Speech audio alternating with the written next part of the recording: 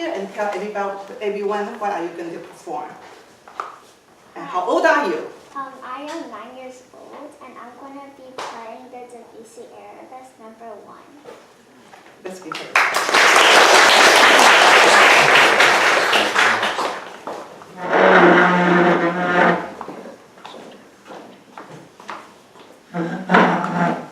Would you like me to adjust that for you, higher or lower? What you think? I'll do this for you. Is it okay?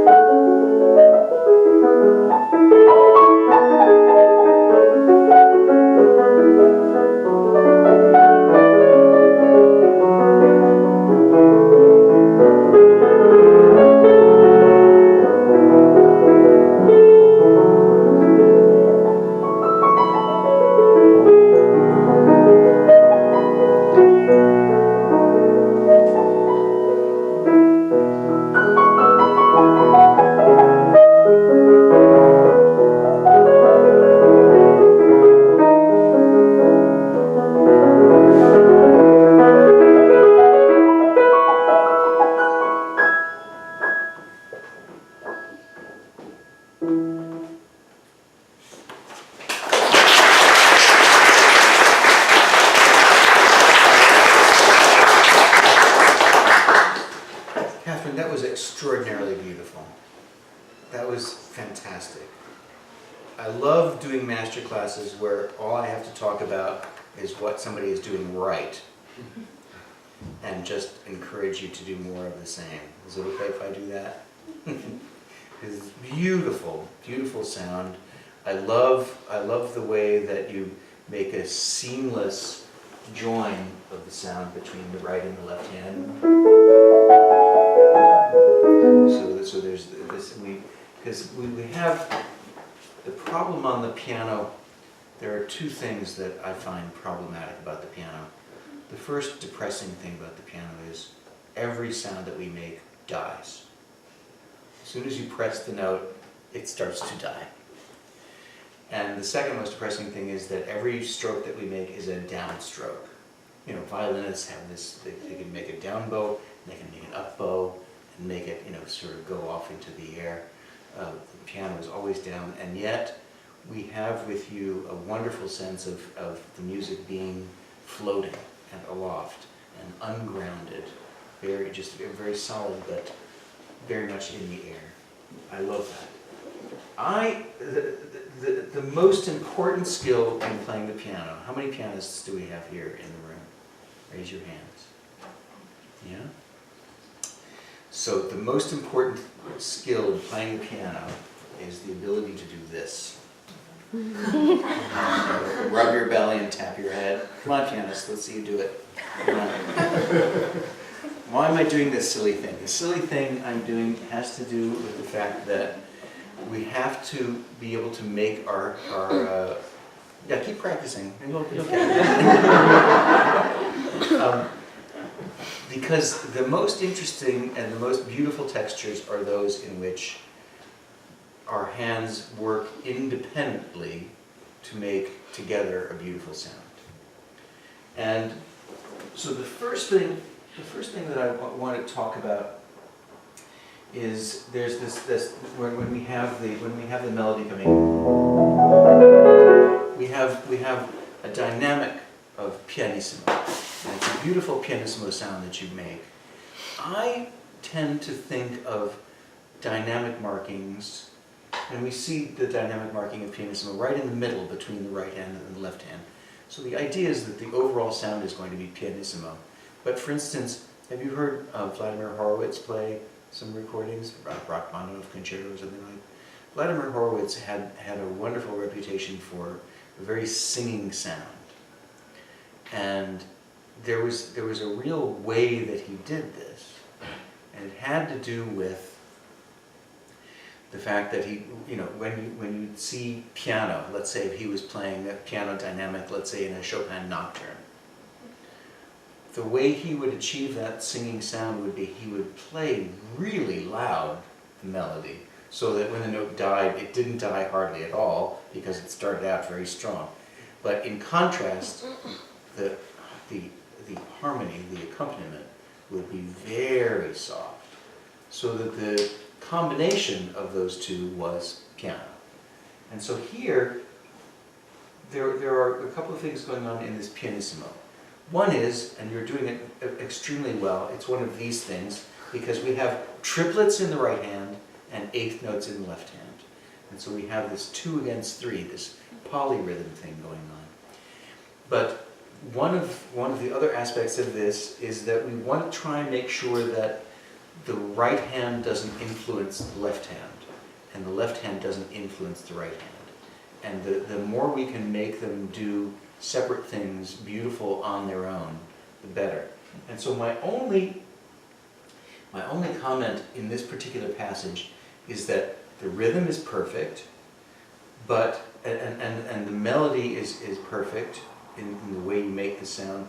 But I think in terms of the way you interweave the rhythm, the 2 against 3, I think the left hand becomes a little bit too rhythmic.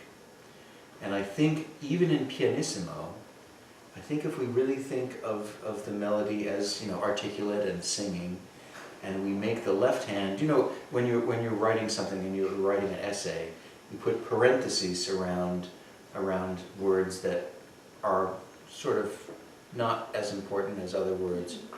I wish we had that marking for piano music, because it's not that they're unimportant, but they should have a different level. And so I'm wondering if the right hand is very scintillating and sort of rain-like and very bell-like the way you play it, if we could make the left hand less prominent, not just softer, but also very smooth. And so even to the point of just being almost unclear. Sorry.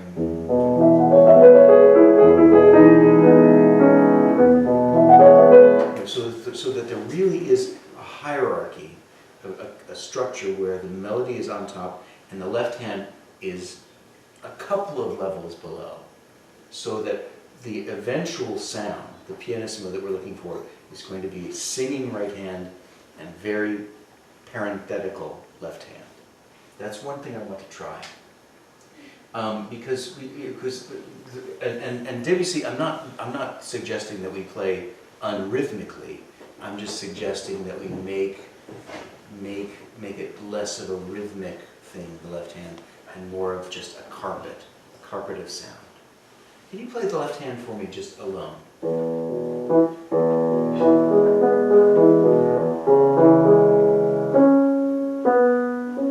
sorry, I'm sorry. That's very important. We don't memorize one hand at a time, you know? There we go.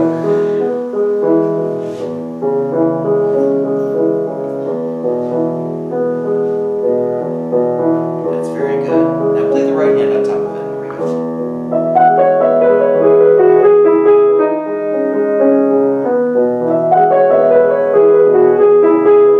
Okay. Now I'm going to ask you to try one more thing, because I'm hearing a little bit more rhythm in the right hand. I think the left hand, the way you are playing it, is lovely, but I think in making the rhythm correct, I'm hearing it a little bit like da da da da da da da. I'm hearing it a little bit by the quarter note. If you've ever had, let's say you're in a park and there's a fountain and you have a paper boat. There are two ways that one can play the paper boat. You can do like me and hold the boat at the top of the sail and just push it around like that. Or you can take the paper boat, put it in the water, and go and let it go. I think we need to let this go, because it's sounding a little bit like da da da da. You're not making an accent or anything, but there needs to be just a breath. And it needs to. Should you play the right hand just alone in that place?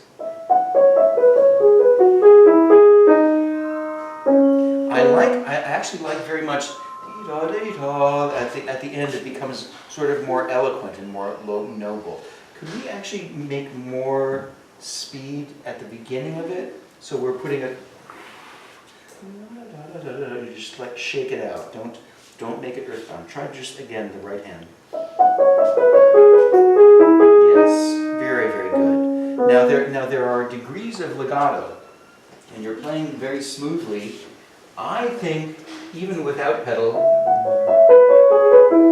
I'm actually cheating a little bit.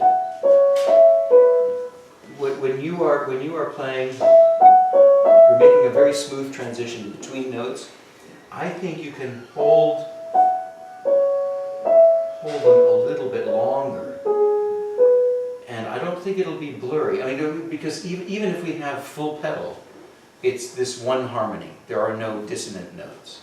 And I think it can be even smoother if we just say, okay, we're not going to pick it up right in time. We're going to make them overlap just a little bit. Stick to the keys a little bit. Just that right hand one more time.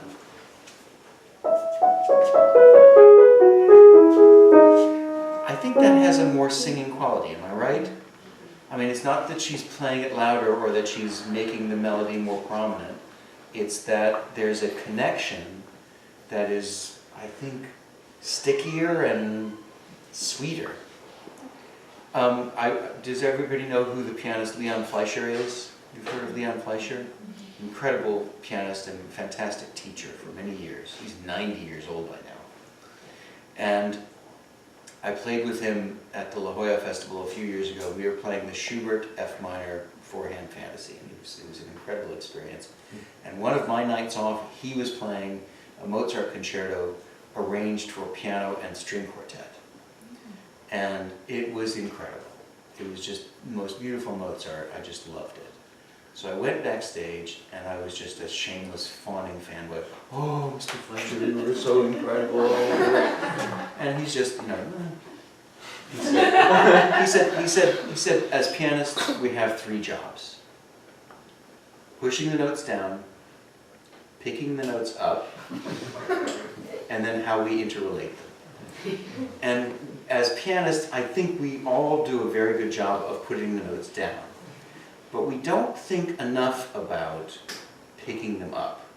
So here I am saying to you that one of the opportunities, one of the possibilities for the execution of this passage is to make a legato that isn't just a smooth transition between notes, but actually a little bit stickier and a little bit more overlapping.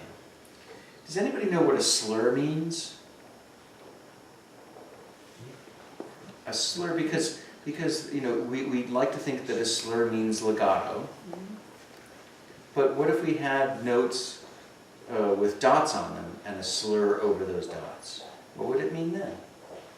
So it's best to have a general description and a general definition of what a slur means. A slur means these notes belong together. Aside from that logical requirement, there are all kinds of possibilities of making them belong together, making them cohesive one to another, but also making sure that they fulfill their function. And so, for instance, here, you know, I could have said, oh, well, I think it would be more brilliant if we played it slightly less legato, but still they would belong, because they would be in the same mindset, they would belong in that slur. But I'm saying here, making them more sticky and more legato. So there's always a range of possibility. There's more articulate, less articulate.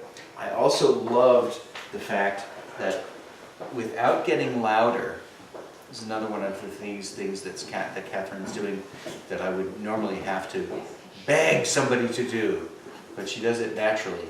In order to create tension, you hear how she slowed down at the end to create a sense of eloquence and depth.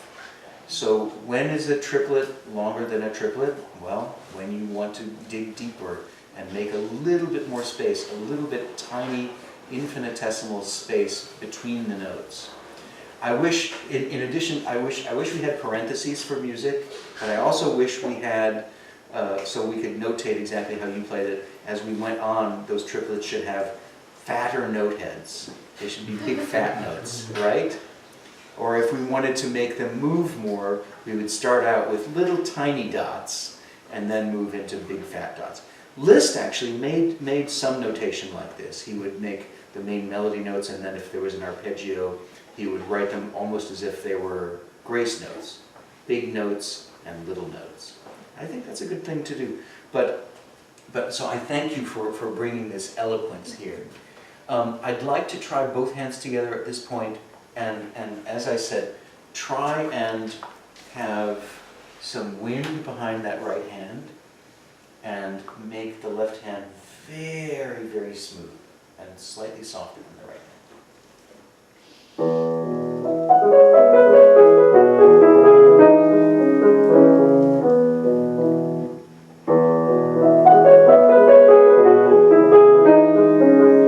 I still hear 1, 2, 3, 4.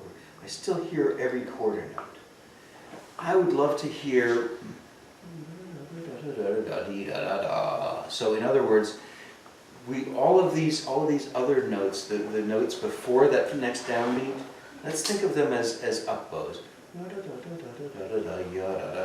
So you see how we sort of become more grounded as we get to that downbeat.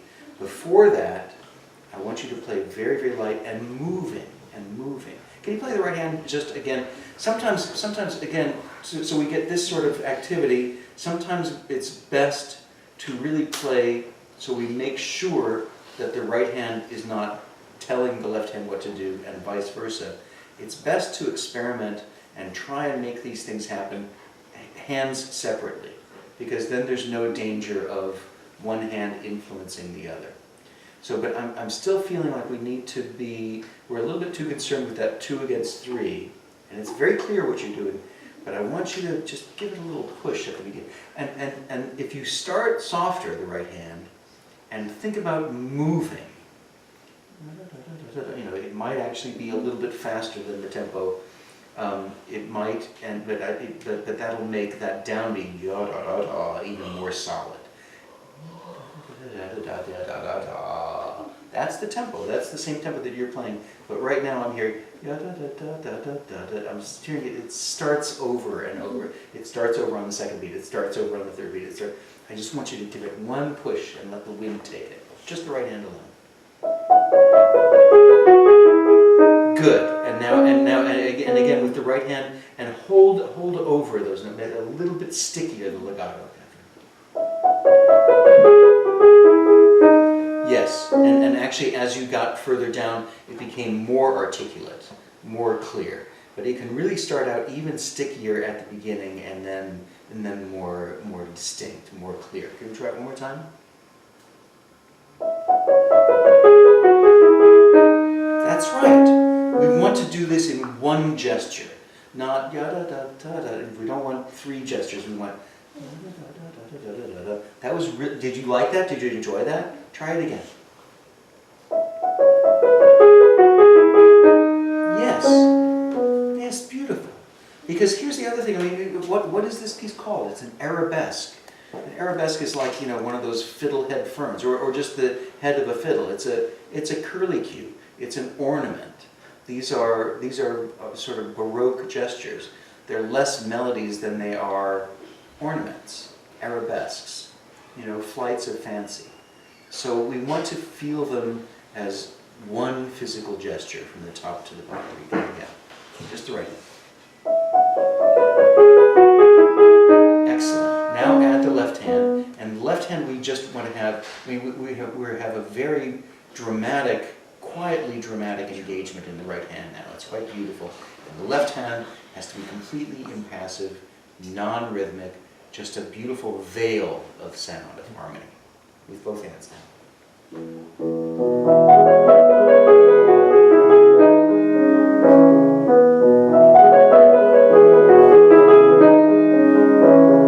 I love that. Do you like that? Do you enjoy that?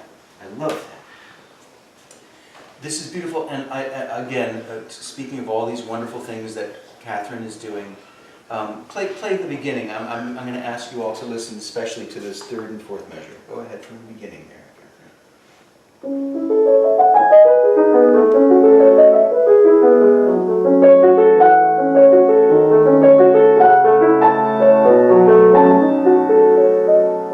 So you hear, that's beautiful. In the 3rd and 4th measure, the right hand is almost like playing like 2 hands. You have a quarter note, melody notes, and again, still filling in with triplets, 8th notes.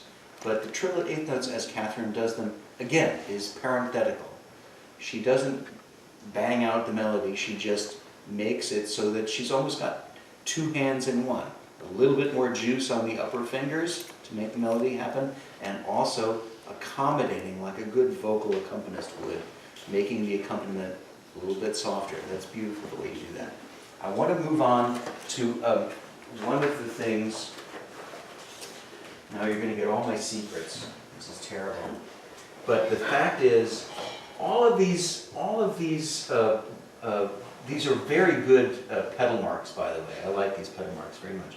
But the problem with pedal marks, as we often see them, is we change the pedal on the next harmony, or on the next melody note. And for me, I wish that the pedal marks would be just a touch later. Because changing the pedal on the melody note makes them somewhat separate, almost makes them an accented event, no matter how softly and beautifully you play. So that in particular, this passage I think was the one that we really that I started really feeling that because the pedal marks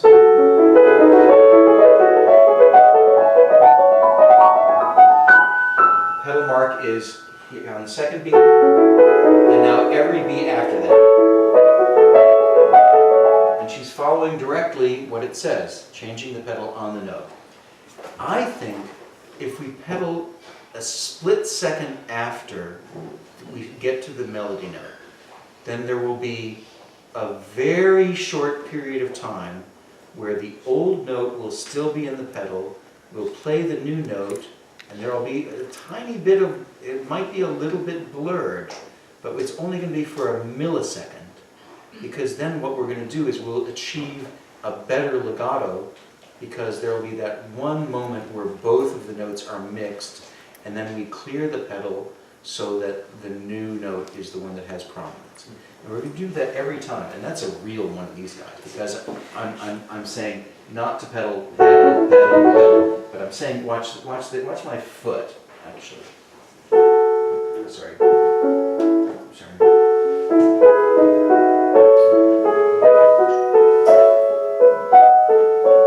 You see how I'm pedaling just a little bit after it? It's still clear though, right? And it'll make for a smoother sound. So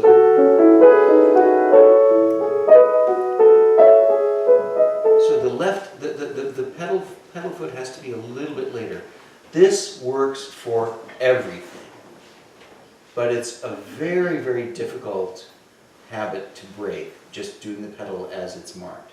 Could you play just the right hand?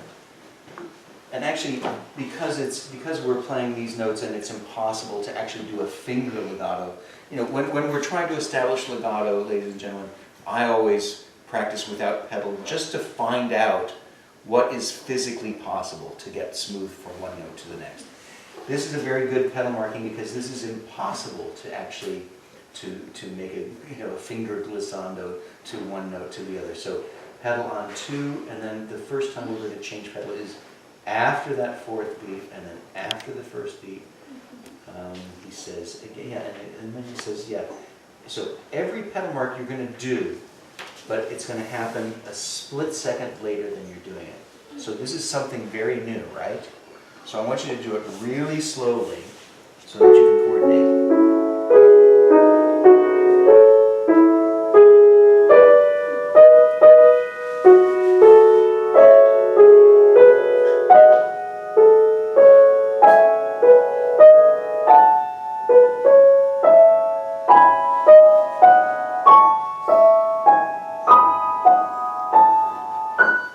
And again, even at the top, the pedal note has to be changing later. Can you do it one more time?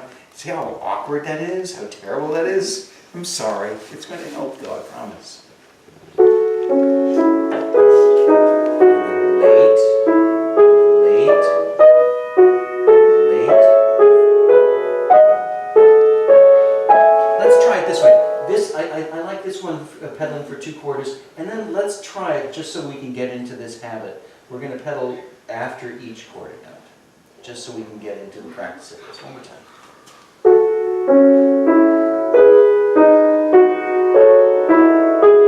Late, late, late, late, late. Yes, that's excellent. That's excellent. But it feels hard, doesn't it? But it's easier to play smoother though, right? Do you hear the way that it's connected? And is it blurry? I mean, is it too blurry for you? We can actually even make that better. I know you don't have your driver's license yet, but most of us make the mistake of using the pedal as an on-off switch.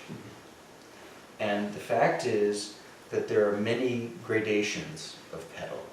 And particularly when we're dealing with a situation like this where we are changing notes and changing harmonies very quickly, we want to keep the prevailing harmony resonant and clear. And so sometimes it's, even when we're changing pedal, I wouldn't have the pedal all the way down to the floor. the pedal is an amazing thing. It's actually, these have to do with laws of physics. I just had a physics engineer at my last master class, and he said exactly the same thing. That in terms of resonance, if you resonate a group of notes, the ones that will resonate deepest are those in that prevailing harmony. And those that aren't in that harmony tend not to resonate so much, just because the instrument vibrates more sympathetically with those main correct notes. There's an old joke about people discussing the greatest invention in the world. And somebody said, the thermos. He knows what he's talking about. The thermos, you keep coffee or cold drinks in it or something. He said, yeah, the thermos is the greatest invention on earth. It keeps hot drinks hot. It keeps cold drinks cold. How does it know? How does it know? The piano, the pedal of the piano is the same thing, because how does it know which notes to make resonant and which notes not to make resonant? The lighter you pedal, the more shallow you pedal, the more the notes that are in the harmony will resonate, and the notes that are not part of that harmony will filter out. It's amazing. So I want you to do the same pedal changes again, but let's see your foot going 20 miles an hour. Let's look at that. What does that look like on your foot?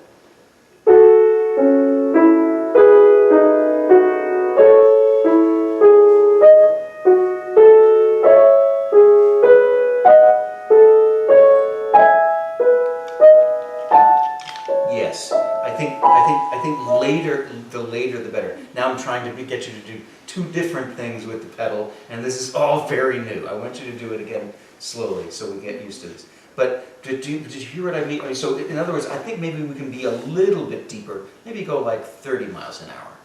I'm giving your driving lessons. This is fun. Try it again.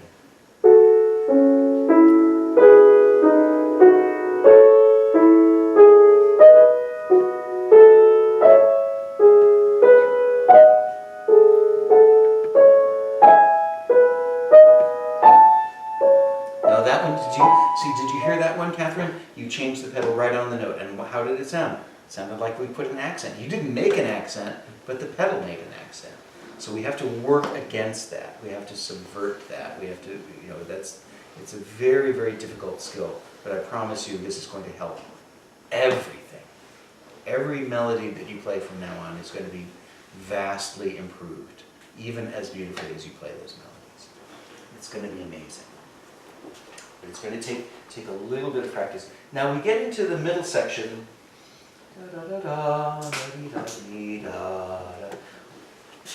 The Baroque dance that